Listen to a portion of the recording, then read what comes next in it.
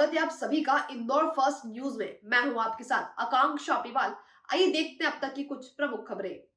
मध्य प्रदेश की आर्थिक राजधानी इंदौर में साउथ की फिल्म देखकर युवती को इंजेक्शन लगाने वाले मामले में अब नया मोड़ आ गया है। तमाम सबूत और पूछताछ पर पुलिस ने पुष्टि की कि इंजेक्शन में जो ब्लड का उपयोग किया गया था वह हॉस्पिटल से चुराया गया था। दरअसल पूरा मामला सराफा थाना क्षेत्र का है, जहां पर एक युवती ने शिकायत दर्ज करवाई थी कि उसे युवक द्वारा इंजेक्शन लगाने का प्रयास किया गया है। पूरा मामले में पुलिस ने छानबीन करते हुए चंद घंटे में किशोर और संजय नामक 2 युवकों को पकड़ा, जिसके बाद लगातार पूछताछ में पुलिस के पास कुल 7 नाम सामने आए। दिन में एक महिला का नाम भी सामने है, जिसने हॉस्पिटल में मरीज का ब्लड चुराकर बदमाशों को दिया था और उसके बाद इंजेक्शन का प्रयोग किया गया। तो संक्रमित जो इंजेक्शन था उसको लेकर अब तक कहाँ तक जांच पहुंची है? ये जैसा कि आप लोगों को मालूम है, 12 मार्च को सराफा मार्केट में एक 22 वर्षीय युवती को अचानक से उसका रास्ता रोककर बड़े ही प्लान्ड वे में उसको इंजेक्शन लगाया गया था। लड़की थी वो, जो लड़की है वो मल्हारगंज की रहने वाली है।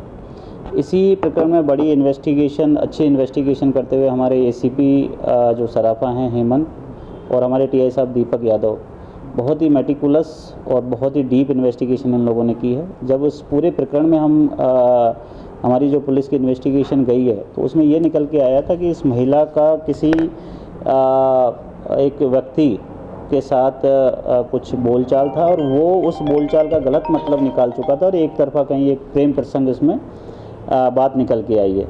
पिछले कुछ सालों से इनमें आपस में बातचीत नहीं हो रही थी। उस जो मेन आरोपी है उसके द्वारा इसको लगातार परेशान किया जा रहा था और लगभग 1 साल पहले भी इंट्रोगेशन में जो हमें मालूम चला है, पिछले 1 साल पहले भी इस लड़की पर एक अटैक उसने करवाया था। उसको लड़की को ब्लेड मारी गई थी और जब उसमें सक्सीड नहीं हुआ, उसमें उसको जो चाहा इतना नुकसान नहीं पहुंचा पाया, तो इस लड़की को फिर इसने ये संक्रमित एक इंजेक्शन अपने साथियों के साथ मिलके इसमें 12 तारीख को इस लड़की को लगवाया है। टोटल इसमें 7 आरोपी हैं।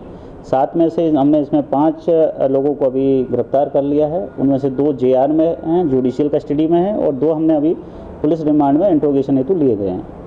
सर, एक महिला का रोल आया है सामने, जो कर्मचारी है वहाँ हॉस्पिटल की। इसमें जो मेन आरोपी है, जो एक तरफा प्यार में पड़ा हुआ था, लड़की को परेशान कर रहा था, उसके 2 दोस्त हैं। उन दोस्तों में से एक की वाइफ MYH हॉस्पिटल में सफाई कर्मचारी है। तो जो ये मेन आरोपी है, इसने एक मूवी है आई, उससे कहीं इंस्पायर हुआ है या ये बहुत ही गलत और मतलब बेहद भयानक आइडिया उसने वहाँ से इसको उठाया है कि उस मूवी में एक इंजेक्शन लगाने के बाद बॉडी में कुछ ऐसे चेंजेज होते हैं जिससे कि उसकी लाइफ बड़ी दर्दनाक हो जाती है।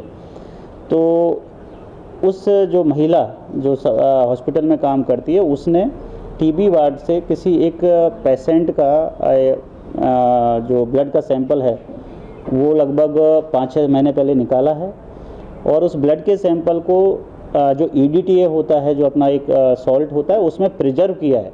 मतलब बहुत वेल इन्फॉर्म्ड लोग हैं ये, और वो प्रिजर्व करके उसको डीप फ्रीजिंग में इन्होंने अपने ही किसी जो मेन आरोपी उसने अपने दोस्त के यहाँ पे फ्रीज में रखा हुआ है, और जब मौका मिला तब उनको क्या कहते हैं, इस बच्ची को इंजेक्शन उन्होंने 12 तारीख को लगाया है। तो जो महिला का रोल है, उसने वहाँ से जो संक्रमित आदमी का ब्लड उसने अवेलेबल करवाया है। ये कंफर्म हो गया कि संक्रमित ही था इंजेक्शन? देखिए कि अभी इसमें हमारे कुछ इन्वेस्टिगेशन के पहलू बाकी हैं कि एक तो किस आदमी का ब्लड सैंपल उन्होंने कलेक्ट किया है, उसके बारे में हमने हॉस्पिटल से जानकारी मांगी है कि पिछले 6 महीने में या साल भर में कितने ऐसे लोग आए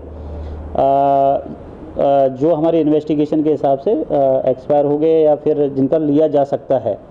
दूसरी चीज़, जो वायल हमें मिला है उसमें संक्रमण की पुष्टि हो गई है। तो इसमें उसी हिसाब से फिर हमने इसमें धारा भी बढ़ाई है और इसमें बड़ी सख्त वैधानिक कार्रवाई हम आगे करने वाले हैं।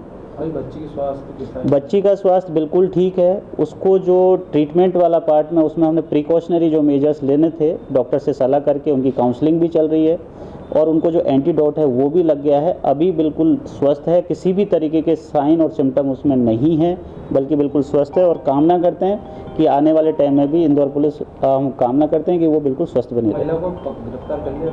महिला को हमने इसमें गिरफ्तार कर लिया है। अभी जिसने रास्ता रोका था और जिसने पीछे से इंजेक्शन लगाया था, वो 2 आरोपी अभी फरार हैं, क्योंकि उनको पहले से ही पूरी स्टोरी का मालूम था। तो उनके लिए हमारी लगातार टीम लगी हुई है, जल्दी उनकी गिरफ्तारी हो जाएगी।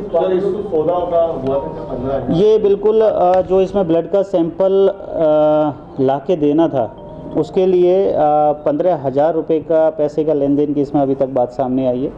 और उसमें कुछ कैश में ट्रांजैक्शन हुआ था, कुछ ऑनलाइन ट्रांजैक्शन हुआ था। सर, इसमें किस तरह की धाराएं लगाई जाएगी और आरोपी के खिलाफ क्या सख्त कार्रवाई हो सकती है? देखिए, इसमें जो टोटल 7 में से 3 आरोपी ऐसे हैं जिनका क्रिमिनल रिकॉर्ड है, और जो मेन आरोपी है पहले भी एक्साइज एक्ट और मारपीट के झगड़ों में उसका अच्छा खासा रिकॉर्ड है। तो हमारी जो प्रतिबंधात्मक कार्रवाई है वो तो लगातार उस पर चलती रहेगी। दूसरा, इसमें हमने 307 की एक धारा का इजाफा किया है, क्योंकि पूरा इसमें क्रिमिनल इंटेंशन दिख रहा है कि बच्ची की जान को खतरा मतलब हो सके, इस टाइप का उन्होंने एक्ट किया है। तो 307 की धारा लगा दी है, 34 लगी है, क्रिमिनल कॉन्स्पिरेसी इसमें है। और उसके अलावा आने वाले दिनों में हम गंभीर प्रतिबंधात्मक कार्रवाई भी इनके खिलाफ करेंगे। सर, एक महत्वपूर्ण सवाल ये कि जैसे महिला से उन्होंने सौदा करके वहाँ से ब्लड सैंपल लिया, ब्लड लिया उसका, तो महिला के अलावा सर ऐसा नहीं कि एमवाई के जो दूसरे भी उनके सुपीरियर अधिकारी उन पर भी कार्रवाई की जाएगी? इस तरह की लापरवाही कैसे? सर, ये तो एक बहुत ही गंभीर मामला है। देखिए, इन्वेस्टिगेशन अभी हमारा ख़त्म नहीं हुआ है, इन्वेस्टिगेशन जारी है, इंट्रोगेशन जारी है। महिला का भी दोबारा से हम PR ले रहे हैं।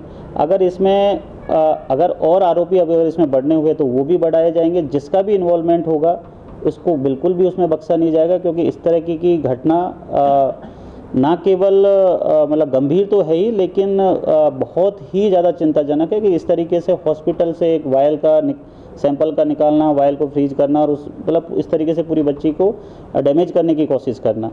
तो अगर इन्वेस्टिगेशन जारी है, अगर आरोपी बढ़ेंगे तो डेफिनेटली हम इसमें आरोपी बढ़ाएंगे।